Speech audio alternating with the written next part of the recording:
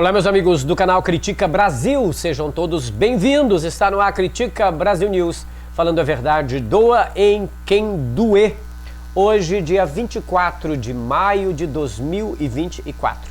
Esmaga no like, arrebenta a boca do sapato, chame outras pessoas para assistir. Gente, eu quero comentar com vocês hoje, principalmente, sobre 4 notícias. 4 notícias que me fizeram pensar, principalmente as 3 primeiras. É o seguinte, vamos à primeira notícia que eu vou falar para vocês. Os bolsonaristas estão pé da vida com a defesa de Bolsonaro, com os advogados de Bolsonaro. Os advogados de Bolsonaro acabaram de enterrar de vez a volta de Bolsonaro para ser candidato à reeleição para presidente do Brasil. Por quê? Eles foram apressados, eles foram muito afoitos e acabaram fechando a porteira para o Bolsonaro. Inelegível até 2050. A situação é o seguinte, deixa eu explicar para vocês. Só para vocês entenderem o trâmite, Bolsonaro se tornou inelegível por 2 decisões do Tribunal Superior Eleitoral.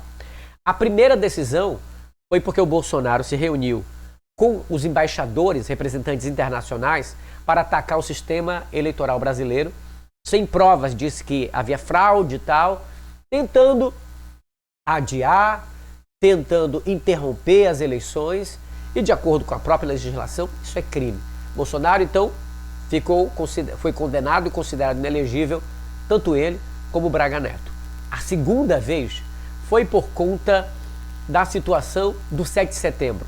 Ele transformou uma data comemorativa num comício, fazendo comício, todo mundo ovacionando o Bolsonaro, ele utilizando coisa de imbrochável, de Bolsonaro, de mito e tal, o que não tinha nada a ver com a comemoração. Então transformou e acabou afastando a população que não tinha a simpatia com ele, mas ia assistir por conta do 7 de setembro. Enfim, usou a estrutura do governo federal para fazer comício no 7 de setembro.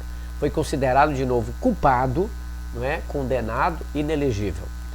Acontece que a defesa podia pedir ao Tribunal Superior Eleitoral e pedir que eles analisassem essa circunstância. Aí só que o que aconteceu? A defesa recorreu enquanto o Alexandre de Moraes ainda era presidente. O Alexandre de Moraes está deixando a presidência e está saindo do Tribunal Superior Eleitoral. Lá no Tribunal Superior Eleitoral, para garantir a isonomia e a transparência, eles têm uma legislatura, não é? uma magistratura de 2 anos. Eles ocupam apenas 2 anos ocupando aquele cargo. E depois sai para dar lugar a outro. Então, o conselho era, vocês querem recorrer? Recorram depois que o Alexandre de Moraes sair. Por quê? Porque ali tem o Cássio, tem outros que simpatizam com o Bolsonaro. Mas a defesa recorreu. E em dezembro, o ministro Alexandre de Moraes, e o ministro Alexandre de Moraes não acatou o pedido, porque eles queriam recorrer ao TSE para que o TSE fizesse o seguinte, olha, estamos pedindo para que esta corte leve ao Supremo Tribunal Federal esta decisão. Então leva essa decisão ao Supremo Tribunal Federal. Só que ali o Alexandre de Moraes disse assim, ó, os pedidos de vocês não foi legal, não foi feito, tal, não foi bacana, eu vou rejeitar. O que aconteceu? Era para eles terem esperado o momento, porque daqui a 2 anos muda-se mais ainda. No Supremo não, só com 75 anos ele sai. No Supremo é quase certo que o Bolsonaro perde, porque ele tem minoria no Supremo. Acontece que essa defesa não esperou, não é, uma data propícia para pedir esse rejulgamento, ou reanálise, não é, o recurso.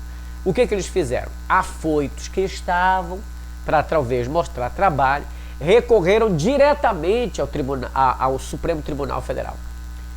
E o caso está com o Luiz Fux, que depois pode colocar para o julgamento no plenário do Supremo Tribunal Federal. Que vai dar, a gente já sabe o quê? 2 vão votar a favor, o restante vai votar contra. A situação, então, de Bolsonaro é quase, a chance dele voltar a se candidatar é quase 0. Por quê? Agora a defesa não tem mais a chance de recorrer ao Tribunal Superior Eleitoral, porque decidiu ir diretamente ao Supremo Tribunal Federal. Depois que chega ao Supremo, não volta mais para as sessões inferiores, fica no Supremo. O que chega no Supremo fica. Então o caso é que todos os especialistas dizem o seguinte: a chance de Bolsonaro ali voltar a se candidatar é nula. E tá aqui, eu vou mostrar aqui a matéria para vocês, né? Que diz o seguinte: defesa, aqui ó, essa matéria aqui.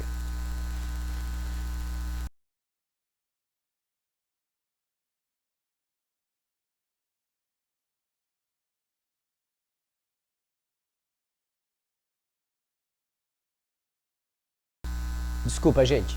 Defesa matou chance de Bolsonaro concorrer em 2026, dizem ministros do Tribunal Superior Eleitoral. Essa aqui eu já expliquei para vocês do que se trata. Olha isso. Nova pesquisa. Lula venceria Tarcísio, mas casal Bolsonaro mantém força para 2026. Na pesquisa testou cenário diversos para as eleições presidenciais dos possíveis sucessores de Bolsonaro. Michele é quem tem o melhor desempenho. O extenso levantamento divulgado na sexta-feira pelo Paraná Pesquisas, com diferentes cenários para as eleições de 2026, mostra que o atual presidente Lula ficaria atrás do ex-presidente Bolsonaro no caso de uma disputa direta. Mas, como a gente já informou, Bolsonaro não vai poder se candidatar. Com Bolsonaro inelegível até 2030 por decisão do Tribunal Superior Eleitoral, é Michele que tem o melhor desempenho para enfrentar o atual presidente. Conforme a pesquisa, Lula venceria dos governadores de São Paulo, Tarcísio de Freitas, de Minas Gerais, Romeu Zema, do Paraná, Ratinho Júnior, Ronaldo Caiado e todos os governadores ali bolsonaristas. Olha que interessante, né? Lula bate todos os governadores bolsonaristas. Tanto Tarcísio, Ratinho Júnior, Romeu Zema, Ronaldo Caiado, todos perderiam para o Lula. Lula também venceria de outros possíveis candidatos que correm por fora, como o Eduardo Leite, o do Pará, Helder Barbalho, Tereza Cristina e o próprio Ciro Gomes.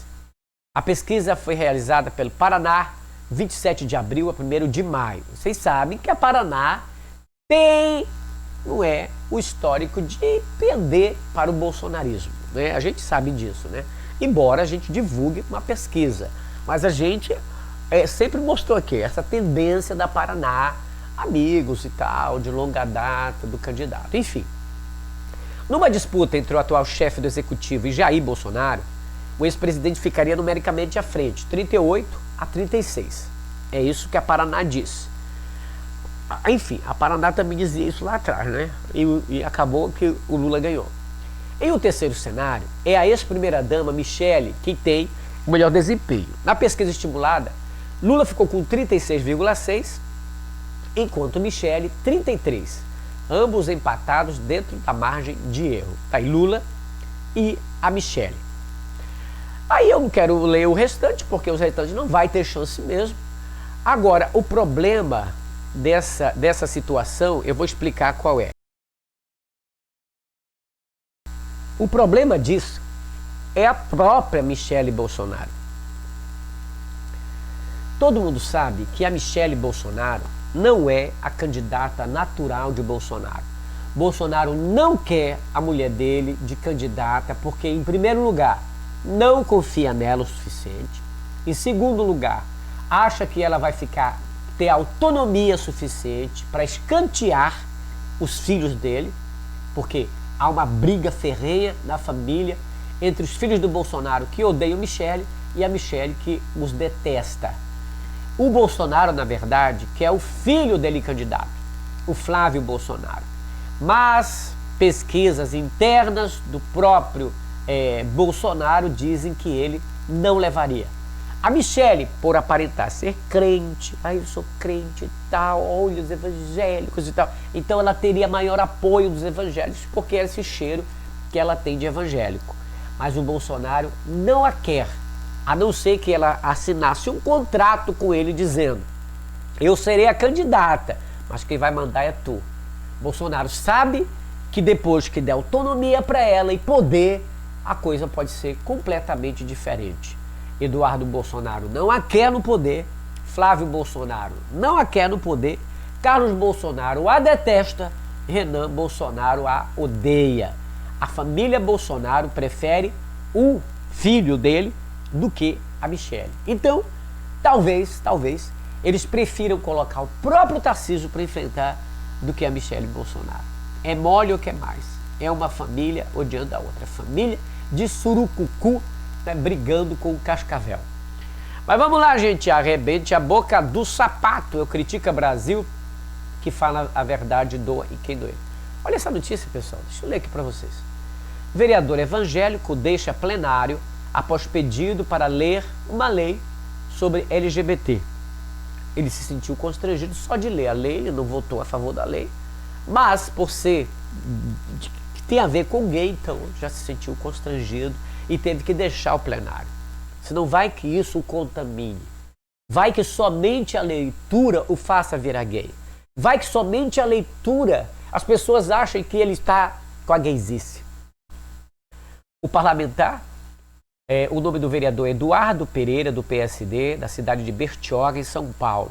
Ele deixou o plenário após se recusar a ler um projeto de lei sobre um programa voltado à população LGBT que pedia cidadania e respeito.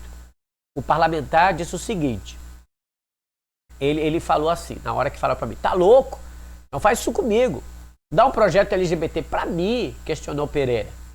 O vereador é evangélico. Quando lhe deram a palavra, ele recitou um versículo da Bíblia, antes de se voltar às discussões sobre as leis da cidade.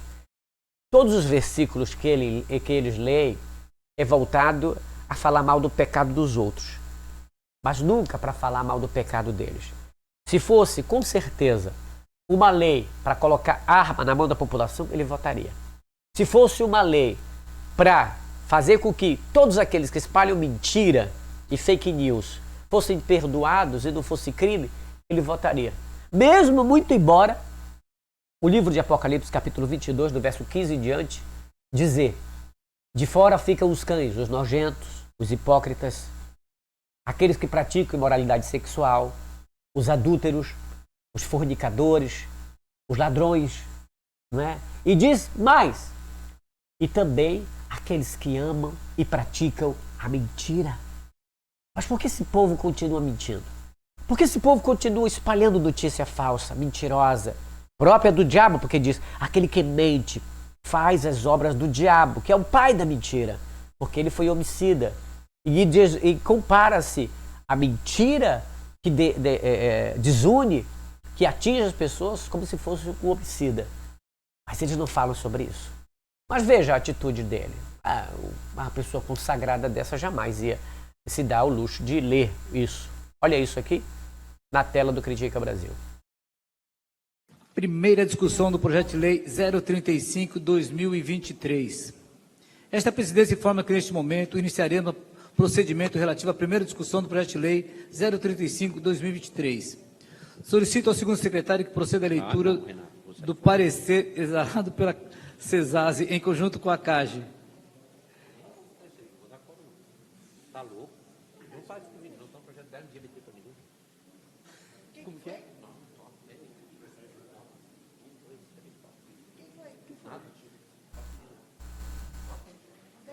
Sentiu constrangidíssimo. Ele é o secretário, ele é para o ler. O secretário é para ler as atas. Mas ele não quis, deixou para outra pessoa. Poxa. Mas tem que assumir. Solicita a vereadora Renata Barreiro para assumir a segunda secretaria.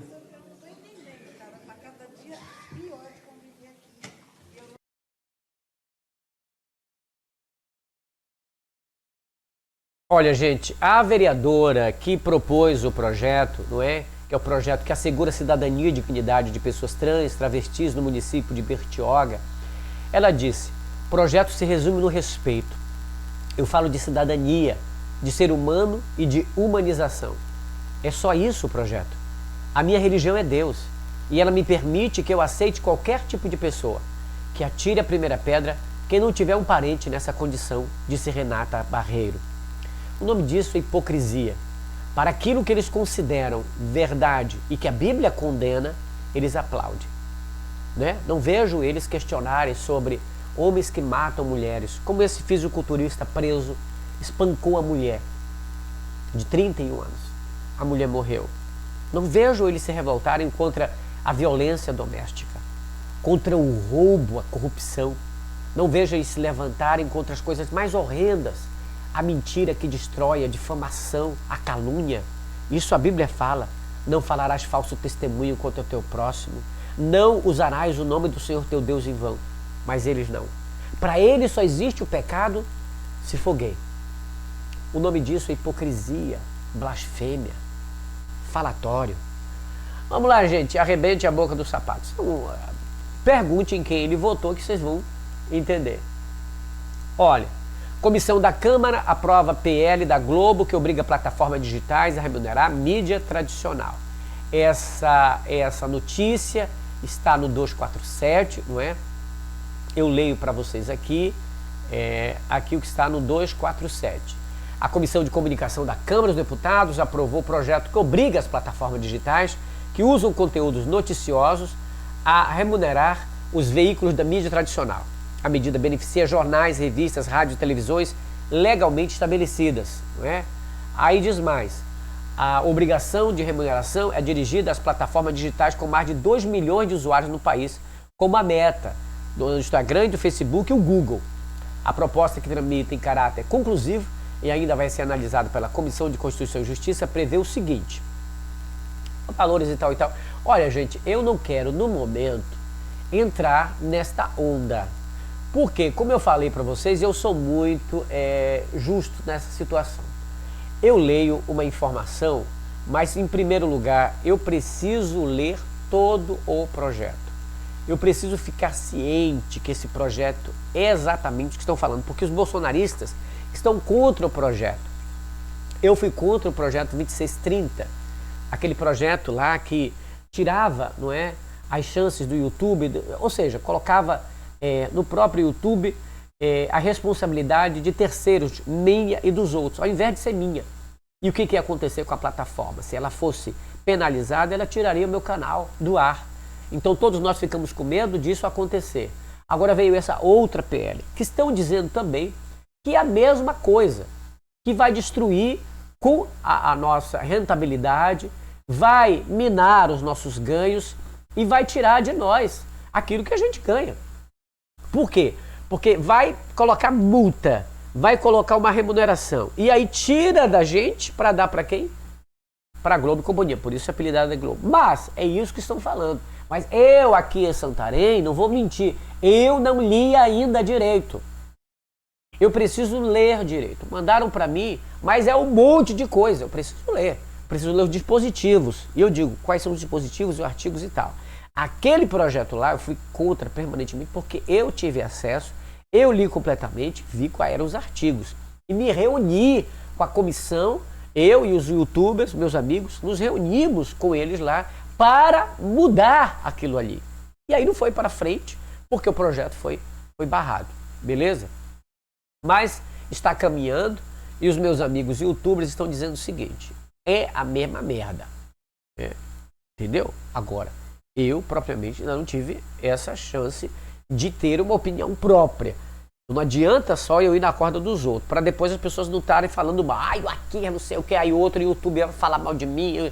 Porque existem os youtubers que são os petistas tradicionais. Petista, e aí recebe financiamento do partido e tal, e tal, e tal. Às vezes, aí pronto, tudo que o PT fala eles concordam. E existem os independentes, que é eu, o Rony, o Clayson, esse pessoal que não ganha nada de mídia, de governo, de nada. E aí a gente não é obrigado a ficar falando tudo que querem. Aí eles falam mal da gente. Não é, eu sou Lula. Eu sou Lula e tal, gosto do cara.